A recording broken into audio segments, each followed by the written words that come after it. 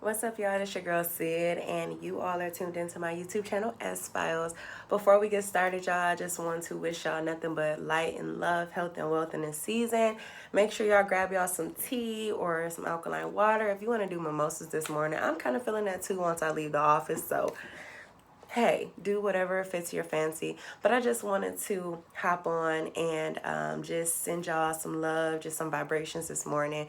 I've been a bit delayed with my YouTube. I haven't really been posting content like that. And I feel like for me, that is my outlet to post content or post whatever is on my mind. So, if you can take any value from anything I'm talking about, great, pass it along. You know what I'm saying? If you can, drop some gems in my pocket, feel free, comment, like, and subscribe. But furthermore, I just wanted to chop it up with y'all. It's been a minute since I've made a video, probably like a month. And I don't know, like whenever I post my videos, I feel that sense of love, like I know that at least if one person gets a chance to, watch my videos, that's all that I need. You know what I'm saying? As long as they receive something from it, I'll always say, like, as long as I can take value from something, no matter where it comes from, it's good with me. So, yeah, y'all, lately, this year, of course, has been crazy. This past year has been crazy. A lot of things have been going on, of course, in the ether. And I think right now, what I'm dealing with personally is, I shared that I experienced the ego death within myself. And long story short, ego death is kind of when as you're doing your shadow work, you take a moment to reflect and look at self and dig under all those layers of self to start to recognize and understand who you are and why you are what you are. You know what I'm saying? So once I got to the point where I realized that I was holding myself back from greatness, sorry if it's noisy out. Once I They got somewhere to go, okay?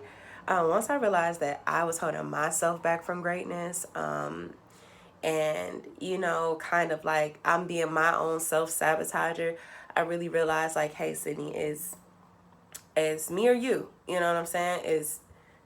It's one or the other. It's her or she. Like, it comes to a point where you have to, like, let go of the part of yourself that is binding you, you know what I'm saying, to be the best person you can be. And to me personally, when you commit an ego death, or you accept to let go of that part that is holding you back from your future or your prosperity, that is where balance comes in. Because, of course, just me saying ego death, I'm still alive in flesh and all that good stuff, but it's it's a daily progression. It's just not something you do one day. I'm done with this part of myself that's so bad and terrible and just so cringy. It's just kind of like you come to terms with, you are holding me back and I have to move forward. So either we're going to work together and mesh as one and find a balance, or you've got to go, sis, because there are things that I want to accomplish in this realm and I'm not able to do that because you keep tugging me down. So I've been kind of coming to terms with that. Like, wow, like this person, this ego part of myself has been holding me back from my true self. And when I just think about all the time that has gone by and I've missed out on opportunities, or, was afraid to take a leap of faith and try something different, like, my life is passing by and I can't continue to allow this precious time that we have, because time is all we have. If you get like father time, that is God, that is life, because we don't know when our time is up. So to me, I like to interpret that is God. That's the God force. God is time, and whenever your time is up, you're ejected out of the system, the game. So it's like I'm realizing that my time is valuable and I'm learning not to waste other people's time.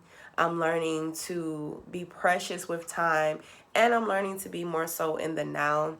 So yeah, that's really the gist of what I've been dealing with. I kind of just feel like, if, say, all like social connections were just depleted, and like, say, just something, a Y2K type of thing happened, all the internet systems are down, like, how will you feel about yourself if you have nobody else telling you anything? No projections, nobody on Instagram liking your pictures, or nobody to look to create, this false image of yourself. Like, when you take all those things away, like, how do you feel about yourself? I like to think of it that way, because I found myself, even just especially as a woman, using social platforms to find my worth. I would post, when I was in college, I would post heavily on social media for satisfaction or validation. And all those likes made me feel good. But some moments when I didn't get likes or didn't get the attention that I wanted, now I feel bad about myself. So it's like I'm using an external platform to create my self-worth. And that's not what's good, because hence any of those things be taken away, how are you going to be solid in knowing who you are? If you had no mirror in front of you at this present point in time, how can you feel and know that you are beautiful or worthy or X, Y, and Z? So I've been doing the proper work to like get to that place where I don't have to have a male partner or a family member or a friend or social media tell me my worth. I know that for myself. So that's kind of what I've been like sifting through, coming to different realizations. And I feel like when you don't know yourself, you sabotage yourself because you don't know your worth. You don't know what you're capable of. You don't know what is designed for you. You don't know your inheritance. And so I feel like I've done like at least a decade of sabotage and telling myself I'm not worthy, or no, I can't do that. No, I can't quit my job and start my own business, X, Y, and Z. And when you finally start to break that mold and get deep into the meat and butter of who you are, go into that dark place to understand why you are who you are, where you are, what, why, how, whatever you want to call it, it's just such a liberating feeling, because you get to answer those questions to your soul that you've been kind of wondering for a long time, but you didn't know how to go about it, if that makes sense. So y'all, I just been doing self work. It's so hard. It's so ugly at times, I swear.